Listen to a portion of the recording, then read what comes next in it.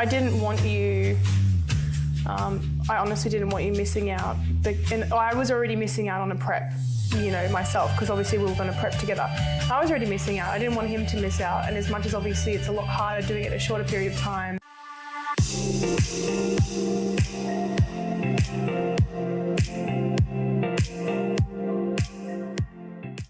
So, obviously, if you're listening to the second part of the podcast, welcome back. What's up? To the pregnancy component. Some questions apparently for me that I've written for myself because You okay, sweetie? I just love writing questions for myself. No, because I keep getting asked these questions. Everyone asks me about my skincare routine. No, it's not even a case of I keep getting asked them and I'm making it up. I've been asked these same questions over and over and over again, so I'm just going to smack it out in a bloody podcast. Okay. And then I'm just Rapid going fire? to send the podcast to people and go, you know what? Instead of me answering, here's the podcast. Yeah. Yeah.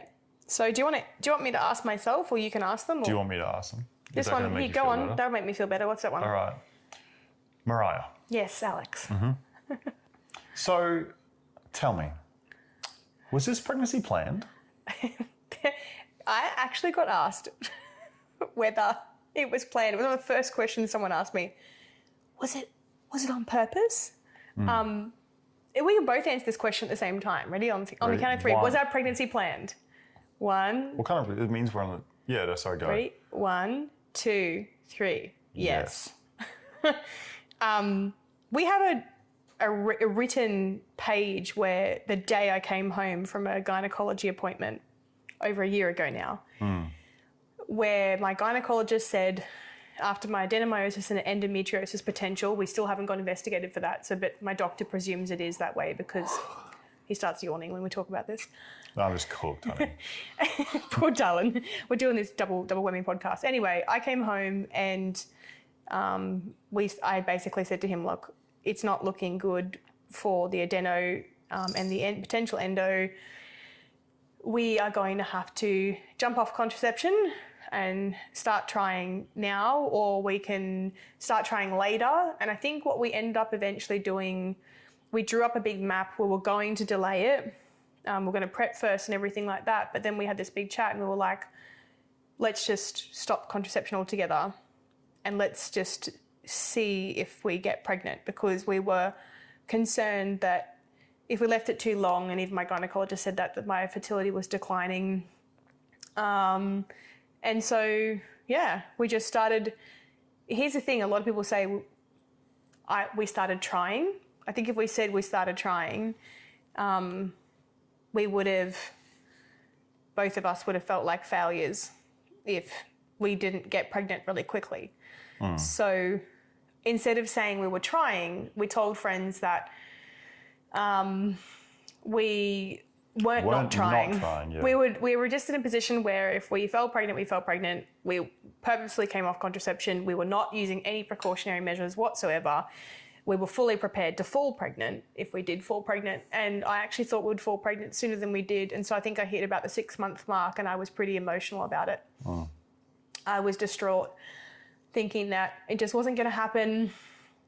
But we both agreed that if I did fall pregnant, that we would just change everything planned that we had planned. Next question. Darling. Yes, darling. Why were you planning to compete together if you'd already planned to fall pregnant? I mean, we could both answer this, but imagine, and I've seen a lot of couples do this, where they put their whole life on pause. They don't move cities, they don't do anything, they just stay put with their goals in life, and they'll just stay there for sometimes years until they conceive. And they don't give themselves something to look forward to that isn't conceiving. And so I think for us, we figured that doing a growth phase wasn't going to hurt, the conception process. So we just both went into a bulk and went, you know what, well, we're not getting pregnant, so let's go into a growth phase, let's do this. And then pretty much from there, luckily I found out the week that I started my cut. So I was going to compete, and I actually had to flip my headspace from I'm about to get shredded to I'm growing a baby. And that was probably the hardest thing I've had to do mentally in a long time. So yeah, we just didn't want to put our life on pause. That was pretty much it. We just wanted to have things to look forward to. That one. How would you say the first trimester has been treating you? You're a good interviewer.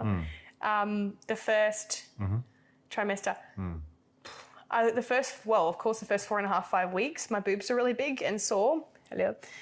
My boobs are really big and sore, and obviously the only thing I knew was that I was late for my period. I had a bit of cramping, I'm guessing from the implantation, stretching and stuff. And then I got pretty sick around weeks 5 to 10, I think, or weeks 5 to 9 or something. I was really unwell, especially at night. I couldn't even watch you cook chicken breast or even smell it or be in the same room. That was a time. I couldn't even look at raw chicken breast. It was really bad. There were a few foods that just put me off. Smells of bins. Alex's cologne smelt different as well. So I was really fatigued, and then around week 10 it started lifting. Now we're in week 12 and I'm somewhat back to myself. That one. He's reading them off my laptop for those listening to the podcast. What changes have you made to your training and diet since falling pregnant? You could probably answer this one. Well, yeah, but it's aimed at your me. training and diet. Yeah, I've just dropped a training day because I don't need to grow my upper body anymore. So I'm doing And 4. diet is focusing on foods that are rich in micronutrients and the nutrients required for Do you know which pregnancy, ones? such as iron, folate. Folic acid. Folic acid. Almost. Yep. Found in folate. You quit burping into the microphone. I just had some Coke Zero. No one can take this podcast seriously. Were they? You were so passionate about your bodybuilding, and now we get to pregnancy and you're burping in the microphone. We're going. That's not my fault. You talked for an hour. Can you remember the third one? Choline. There's a few other vitamins that you need through pregnancy, but so changes to training. I trained 4 days and I dropped out an upper body day because I don't need to grow it as much. And what I've been focusing on is just whole foods, just, trying to eat intuitively as much as possible. That one. What are a few unique and interesting things about your pregnancy? I've written these down because I couldn't remember them. Okay. I got pregnant at the height of my bulk. I found out the week I started my cut, which I've already said. I had really bad insomnia. Pregnancy will be 38 to 40 weeks, and my cut was set to be 36 weeks, which times exactly what the start of my plan shows, very creepily. Somehow I exactly replaced a comp prep with a baby prep. It somewhat cured my immune reactions, the lip swelling I was getting, which is wild. My dad knew before I even told him, so I called him up and I've already mentioned this in a post, but for those who didn't know, I literally called my dad and he said, "You're pregnant," before I could even tell him. Wild.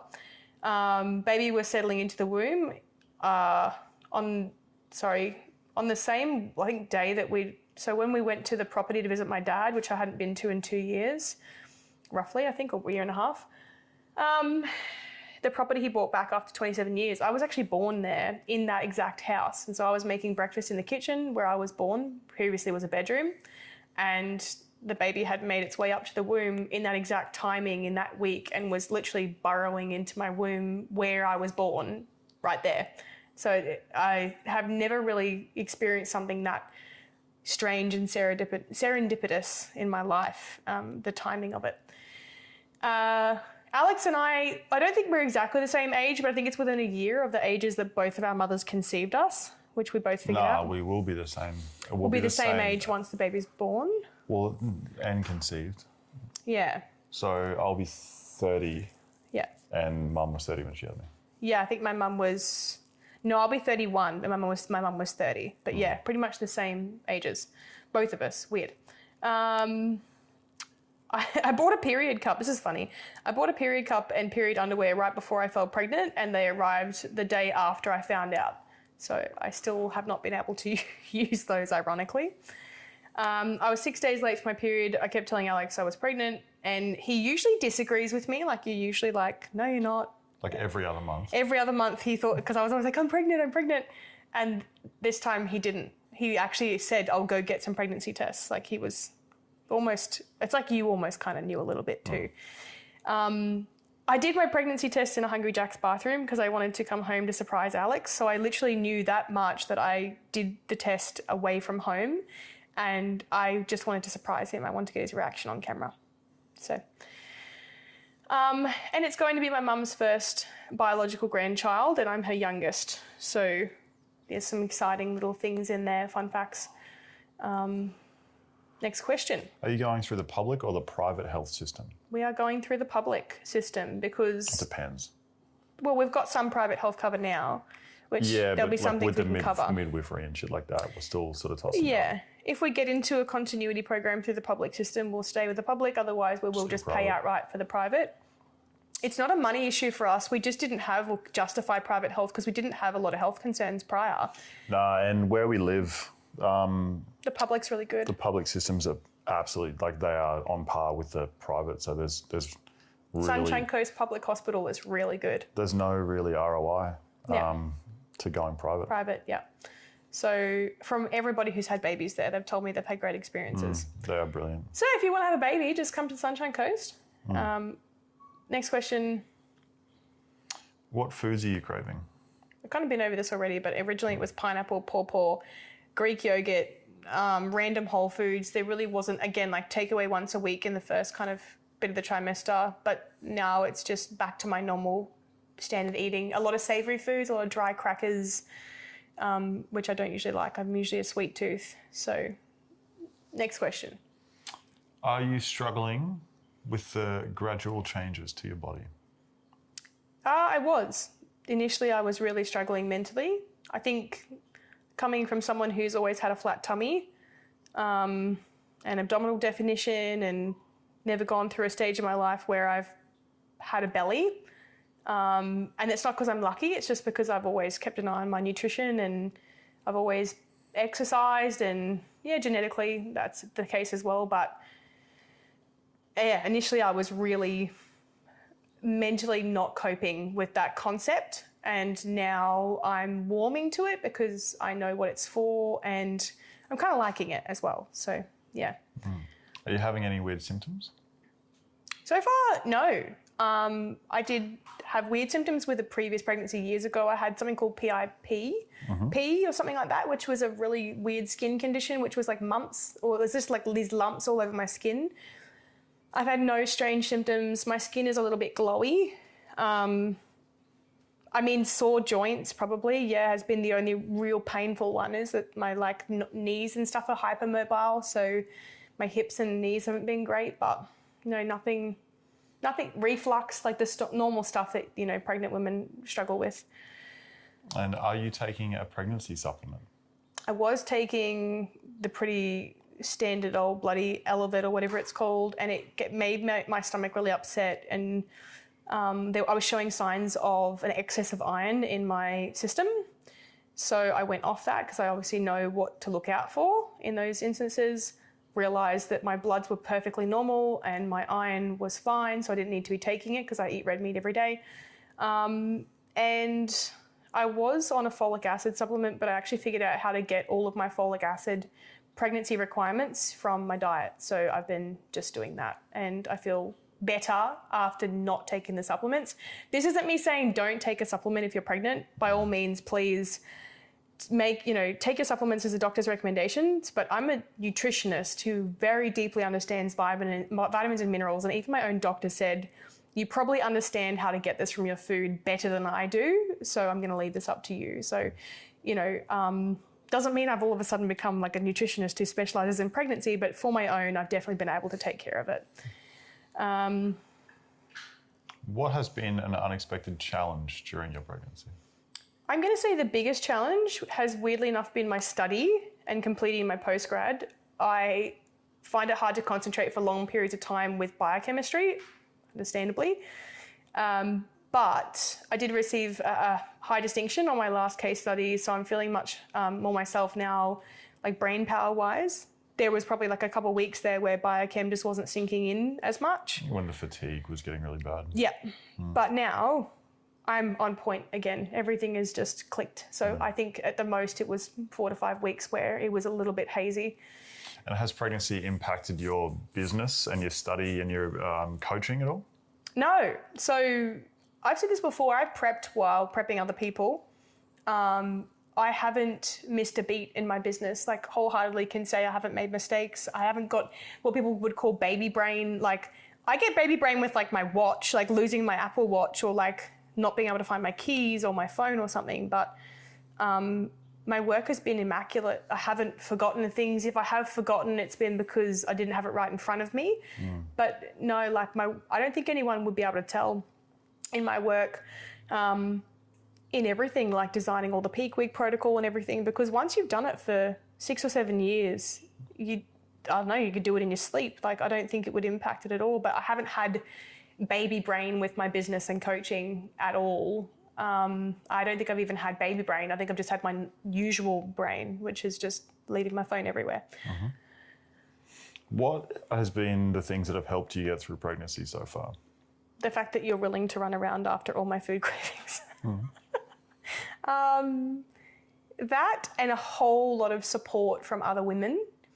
As much as I'd like to say that men can understand, they can't. They don't know what it's like being pregnant, so you can't ask them to. And I don't think that they should ever try to either. There's been a ton of women supporting me, messaging me. I've made some close friends already, like who are also pregnant. It's been really nice. It's been like someone has given me a big warm hug and welcomed me into a community that I never even knew I was going to be a part of. So the support, and Alex definitely has got me through the first trimester. When's the wedding happening now? Baby is on the way.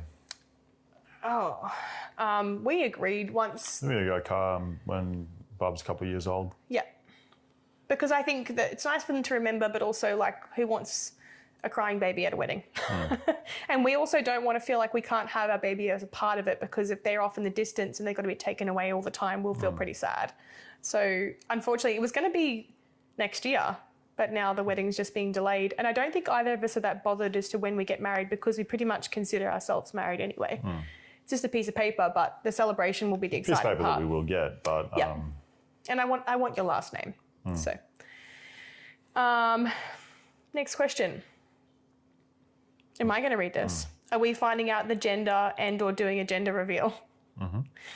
We are finding out the gender, but we're not doing a gender reveal as a party. we're not doing a gender reveal party yet. No. We originally weren't going to do anything. Alex didn't want to. I think they're fucking stupid. I like how he just doesn't beat around the bush. I'm like waiting for Alex to say something really tactfully, and of course he just says they're fucking stupid. Well, and I said this to one of our mates the other day, and they're like, "You're doing a gender reveal?" And I was like, "No, they're fucking dumb." And they were like, "No, they're not." And I was like, "Cool, let me play out that scenario for you. If I tell you I'm having a girl, how do you feel?" And they were like, "Bro, over the moon, fucking stoked for you. Yeah. I'm super happy." And I was like, "Dude, I love that. What if I told you I'm having a boy?" And he was like, "Oh man, over the moon, stoked." I was like, "So you don't care?" No. Like, whether it's we pink don't or actually it's blue, either. We don't either. like, you know, it's just a bit of knowledge that is fun. Yep. In saying that, we've had a lot of our friends and so on that want us Begging us to do a gender reveal. So we've kind of met in the middle where we're going to do like gender reveal cupcakes with the stuffing inside. Yeah, we're ruining it for everyone else. But if you listen to the podcast, you'll know. Yeah. So, and organising that for some people just that we see pretty regularly. And that are in close proximity. Obviously, it'd be nice to do that for the guys who are a bit further away that we're quite close to as well. But so that people can find out in a fun way still, without me having to pop a balloon. Yeah, I think too, all the money that people spend on gender reveals. Honestly, kudos to you if you do it, and if that's something that's a big deal to you. But for us, I see the fun of it. Like, I'm not saying that people shouldn't do them. For us, we don't put as much importance on it. I don't see the point, and I don't see the point in it. Baby showers, 100%. Like, we'll go hard at that. But yeah, gender reveals, it's like Doesn't mean as much. It just, to me as well, it's like, are you really going to be more excited for one gender than the other, especially when it's your first? Probably not. So, No. How has? Do you want to read this one? how has my prep impacted the pregnancy, if at all? It hasn't. You've still been pregnant. I was, yeah, wow, voila. I was really worried it would impact the pregnancy. I thought we'd both be really stressed and you wouldn't be as present. But you've been good. You've been really good. In the early phases, all I would talk about was the baby and pregnancy and send all these pregnancy things to him and he just responds accordingly. And I realised I was probably spamming the crap out of him. But now I've kind of calmed down a bit because I realise I'm pregnant for a long time. So we've got heaps of time to do everything. So no, it hasn't affected the pregnancy at all. In fact, like if anyone ever complains about someone, I suppose because you're a good person too, but if anyone complains about a person doing prep while they're pregnant, all I can say is like, it's just too challenging. There's a couple of dudes I know competing this season as well and their partners are pregnant. So it's like, it's not really You're uncommon. not pregnant, so you can do what you want as long as you're not an asshole to me. It's fine. Like I'm happy with that. Well, you're still there and you make sure they're cared for and provided for and everything, then you should be able to do both. What are you most worried about with in regards to becoming parents? You already said you're worried about being a first-time parent. I was. Now I'm not so worried. Yeah, I'm not either, to be honest. Like as I say, I was, but at the same time, I'm more excited. I'm just more worried, I think, about safety. I just want my child. I want my child to be safe and healthy, and I get really worried about, whether there's going to be things like challenges, if they have health problems or anything like that, because I know that can be so challenging for parents and I don't like seeing my dog in pain, let alone my child, if that, was to happen. So definitely that's probably my biggest concern. But I think a lot of parents will be able to listen to this podcast and say, like, you can't prevent anything from happening. So you just need to roll with it. I'm a worry head. With safety and health, I'm a huge worry head. Yeah. Whereas Alex is like, should be right. And is it right? How many broken bones do you have? Or have you had? None currently. No, have you had? Too many. That's right. Yeah, but I'm How many broken bones have I had? None. Not enough. That's right. I wasn't bubble wrapped. I was just, taken care of, and especially from a safety perspective, from anything else. Too far away. I can't read that. What are you most excited about? I can't see properly. You need to read it. What are you most excited about in regards to becoming parents? Little moments, seeing them like smile and laugh and stuff. Yeah. Saw my little niece a few weeks ago, and like the most beautiful thing was just like her little personality. So I guess watching them develop and grow and like learn the world and teaching them things, but also just playing and having fun with them. Well, I guess the ability to sort of educate a small human about the world and but also, create those little moments and, going away and taking them to the beach and doing fun things and also creating, I think a big one for me is creating traditions. Yeah, I love that. Same, big on that. So that's mine. I'm pretty much identical. It's good that we're matched. The only other thing I would add to that, I love traditions as well. The only other thing I would add would be watching my child become their own person. As much as what most people would think that we would want our kid to be a bodybuilder or be like us. No, I want my kid to be themselves, and I want them to find their own passions. As long as they're not a professional online gamer. Or a cricket player. We have our limitations. No, I'm joking. I just hate watching cricket. We'll end up with one, honestly, at this pace. But that's what I'm excited for, is all the traditions, all the memories, but definitely for them to become their own person. And finally, what's some advice parents have given both of us already? Because these are some combined questions. You'll be fine. Yeah. You'll be fine. No one knows what they're doing. No one can know what they're doing. Big thing was, for me, is we've been doing this for thousands of years. That's what you've been saying to yourself, yeah. We've been, rest assured, we've been doing this for thousands of years, and obviously there's always things that can go wrong, but I've been getting I had someone the other day who said to me, just remember that every time your child is at a different age, it's the first time that you've ever experienced that. So it's a new thing for you as well. You're learning, the child is learning, you're never going to have the same 10-year-old twice. It's always going to be a different experience of that age. So, and then, for the most part, everyone said take every piece of advice you can with a grain of salt and just take what you want and leave what you don't want, which I think is really wonderful. So for the most part, I think that unwarranted advice has actually come a really long way. I expected a lot of people to fire all sorts of things at me, which I have had. But by the same token, majority of the advice has been not advice. It's just been practically wing it, which I kind of like anyway. I prefer that. I prefer just learning on the job. But I've been reading a few things. I like reading and learning. I like absorbing information, like wanting to absorb it. I don't want people coming at me with it. I would rather just go find it myself and figure out what I like and what works for our baby and work with you on that as well. Anyway, that's it. Alex is about to die in the arse. I have He has 0 battery left in him. time to do more steps in cardio. I'm surprised you can still put a sentence together. Yeah. Sorry for the flatness. I have officially run out of food. Thanks for listening to part 2, and we're looking forward to when Alex has some more food, doing another. Do a post-show recap. We're doing a vlog for your show as well. I'm going to do a video vlog for you. So we'll do a post-show recap when he's got some more food in him. While we're eating, maybe. We'll talk about a different while you're eat eating. nachos while Really? we're doing Oh it. my God. This interview is just laced with food references. Yeah. On that note, thanks a lot, guys. Thanks, guys. We'll talk Remember, to you soon. don't be shit. Bye.